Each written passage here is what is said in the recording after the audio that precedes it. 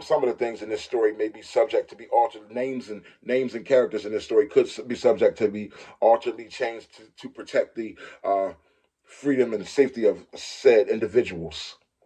I don't wanna pop the pistol, we both grown, we can talk out issues. But just in case you got too much bass, I'ma bring two sticks like a popsicle. The mag is big, but the Glock little. The bag is big, but the block little. You niggas be rushing to die. I'm taking my time, I'ma outlive you. You niggas be blowing the whistle off. Know everything like you see through a crystal ball. Know what they did and you know what they did to y'all. You know about every bitch in the city, dog. Groupie ass niggas, I gotta get rid of y'all. Play from a distance, won't be in the midst of y'all. Get to acting like bop if you piss me off. Acting like bop if you piss me off. I'm about to wear out your whiskey off. When I grab you by the whiskers and rip them off. Welcome to Big Boy's Noise. What's going on, Noisy Neighbors? It's your boy, Big Boy Noise. Guys, I'm going to talk to you today about some real deep things. Firearm foundation. What is your firearm foundation? Like, it's kind of like the introductory period to firearms. I'm not saying firearms that you own. Let me just make this statement at the very top of this. How do they do when they bring out those real movies that's based on this movie is based on a true story, but they bring out the movies based on a true story, and they say some of the things in this story may be subject to be altered. Names and characters in this story could be subject to be alteredly changed to protect the freedom and safety of said individuals. Guys, firearm foundation.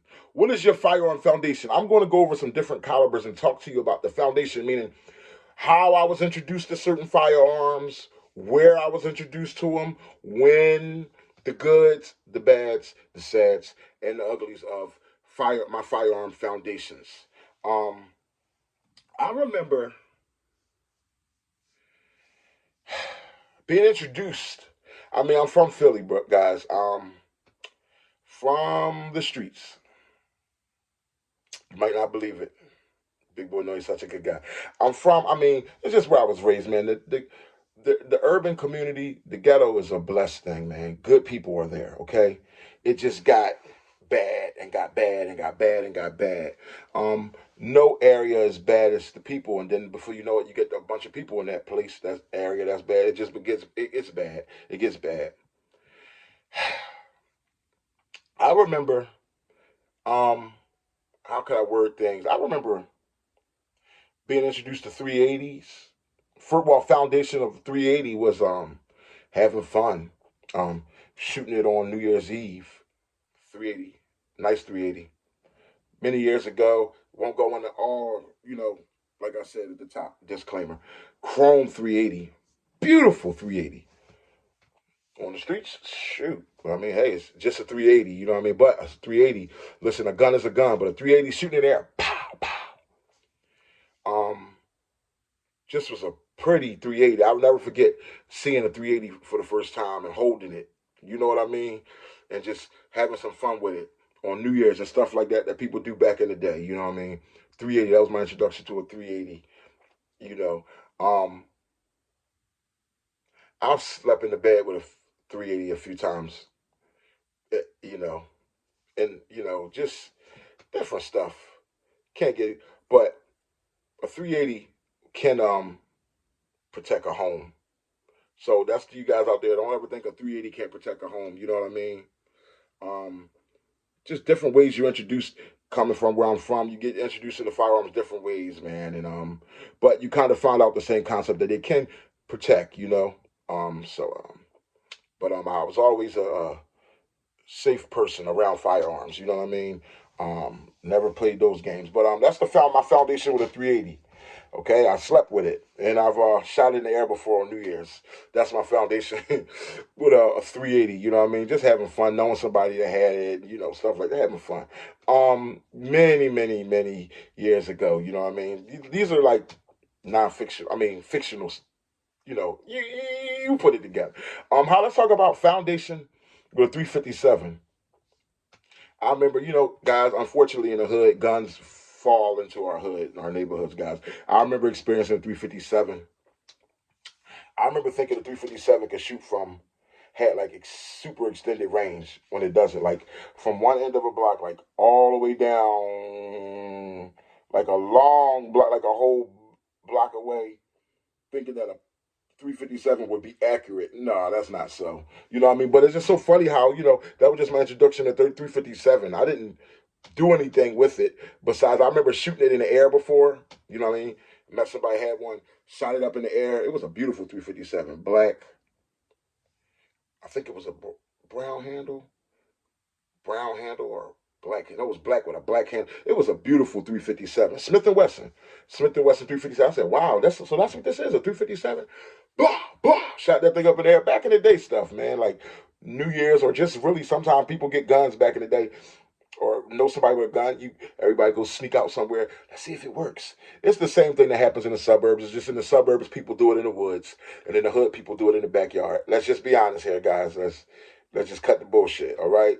But a 357, I remember, wow, feeling that thing like, whoa, this thing got kicked. This thing, because 357, you just knew it. Just when you looked at a revolver, you talk about back in the day, years, many, many, many, many years ago, like, whoa, old school firearm. That was my foundation with a 357. Besides the foundation of sometimes seeing 357s on the belt of police officers, or in the same way with 38 Special. Now, 38 Special, my foundation with 38 Special, firstly, Jelly Bean had a stint as being a police officer many, many years ago, but I was a child. I don't remember him actually being a police officer, but I remember him speaking. I vaguely might remember seeing a cop car before, or him, but it was like a 7-year stint. I believe he was a police officer or something like that. But I remember just the love, just that he always spoke to me about, like for the 38 Special. Yeah, 38 Special, son. It's no joke, blah, blah, blah. You know what I mean? And I can remember that. And then I remember, a time when Jelly Bean, and I don't want me to get too deep into things, but a time in where Jelly Bean wasn't around as much due to, Jelly Bean just wasn't around as much, okay? But I remember on my own, wait. Let me rewind. Not on my own. Let me rewind. I came in a 30 foundation with 38 Specials many times in life, but let me go to my second encounter with 38 Special, which is my favorite foundation block with the 38 Special. I was a young kid, and Jelly Bean used to take me to the range with my pop and my grandma Bessie. Grandma Bessie had a Dirty Harry 38, but she had one of them 38s. But the barrel was this long. I'm not lying to y'all. You ever see the joints with the barrel, like as long as this 22 rifle behind? The barrel was this long. It was a 38, and it was silver. And when she loved to shoot that thing. When she would pull it out, like, pow, pow. It's like, woo! My grandma Bessie, I never forget that. You know what I mean? My pop would be shooting way back in the day in the range. You know what I mean? My pop, he would be shooting his 9. This was when 9 was the newest, hottest thing in the world. Semi-auto was brand new back then. I'm talking about I was a kid. I'm talking about looking up as a young kid. I was young, and it was like, yo, 9mm. This is back in the 80s era, bro. He was shooting his 9, and then he let me shoot. My pop let me shoot his 25, foundation of a 25. Y'all might not even know what a 25 is. 25, not a 22, 25. Pow! And I'll never forget the spark that thing had. I was used to shooting my 22, which was the first firearm I ever owned. Jelly Bean bought me a 22 LR rifle, very similar to this one, semi-auto. I think it's the same exact one, but it was brown. It was wood. It was brown. Go long Brody me for that thing. That thing, who knows what happened to it over the years. But Jelly Bean, it's around, but it's just, I don't know, it's just a long story goes with that rifle, you know what I mean? But it was my rifle. My brother switched it and gave me the bolt action one. But mine was the semi-auto like this one. Tat, tat, tat, tat. That my father, Jelly Bean, actually bought me when I was a kid. I was in elementary school. I remember that. I was in elementary school. He bought me that 22. Pat, pat, pat, pat. And he used to take me to the range. And it was one thing shooting that rifle, but when it was like time to shoot a 25 in pistol form, pow, pow. Never forget the spark and the little kick it had. When you're young, that's why I be patient with kids, guys. Be patient with them, because firearm. That's why I think I'm good with being patient with people, because the explosion of a firearm for your first time is no joke. Pow, you're nervous. You're in the range. It's just crazy. Okay, but yeah, my grandma, I'm the 38 Special, super super long nose. That was my foundation with 38. Okay, going on from 38. Now I remember this is way back then. Shower Posse days, my first foundation, first encounter with the Uzi. I first encounter with the Uzi, of course, would be on like the old gangster movies, Tony Montana, or like the old gangster movies, Colors, or like certain old gangster movies. They come out with the Uzi at that time. Well, I remember actually, I never forget being a kid, Jelly Bean taking me to the range and like actually being young, like, wow, this is the guns we see on TV. Actually encountering a Uzi. He's like, yeah, he in there shooting the Uzi. We in the range and this Jamaican guy. This back when the Jamaican shower posse was going on in the hood. The Jamaicans had shot up one of my brother's friends, Go Long's friends, a friend of mine too, but he was Go Long's age bracket. He's still alive, thank God, to this day, but he's still paralyzed to this day. They shot him up. He was at a slanging, crack house. This was the crack house era, and they didn't want him getting no money where he was. They was trying to take over. And the shower posse, this was when that shower posse, them Jamaicans was coming through America, and they was clapping up, and so it was war between Jamaicans and America, especially in my hood. Like, yo, they was spraying stuff up. But then, that battle went back and forth. You know what I mean? That was a nasty thing. But I'll never forget being in the range and I think it was two Jamaican dudes, two dudes in there, and it was I was like, yo, full auto. This was back when full auto was legal, I believe. But I know they was in the range. I'm looking through the gun, I'm like, dang, that's a ooh. I'm like, yo, I never experienced that. Like in real life, I'm like, yo, wait till I tell my homies, like, I seen a damn Uzi, bro. Uzi was everything back in the day. Now, let's talk about my first foundation. I hope y'all enjoying yourself. This is deep stuff. Like my first foundation back in the day with a Tech 9. Never forget, a homie of mine had a Tech 9. I think I told y'all this story before. The Tech 9, oh man, this intertwines so many different stories I've told. But the Tech 9, the one who he was trying to, when you're young and on the street, you get a hold of something, you're just trying to clean it. You don't know what to do. He trying to clean the Tech 9, and he was in another homie of mine's house who house was actually a daycare, but was no kids there. It was like empty. It was like daycare was over, nothing like that. But he's in there, and he's like cleaning the Tech 9, and somehow it was still a gun. The gun was already broken down, but it was still one in the chamber somehow. Bow! Shoots a hole through the Barney or whatever was on the wall at that time. Like, I'd be paintings on the wall inside the daycares. Shot a hole through that man mom house wall. I'm like, dude, what the hell? At that time, I'm not just about to be sitting trying to break no gun down. Back in the street, you get a gun in your hand. It was just like, yo, you got it in your hand, whatever. Okay, but it wasn't about trying to be super detailed. I'm just going to be honest. Back then, it wasn't all this YouTube. This was before the YouTube era. It wasn't all these educational videos out there. So he was trying to figure it out on his own how to clean the Tech 9, and that thing shot off. And I'll never forget another time, in a make-believe world, okay, where we were all together and things just went crazy. This guy rained on us with a 9. I'll never forget ducking down like under a dashboard. I never think I could get that low in the vehicle. I'm sitting down in the vehicle, ducking down under the dashboard. And the guy I knew didn't have the guy I knew came up with that. Once that guy was done shooting the 9 at us, this guy just had a bad problem. And you would never believe it. It was just over on some what you looking at type stuff. Some back in the day type dumb stuff.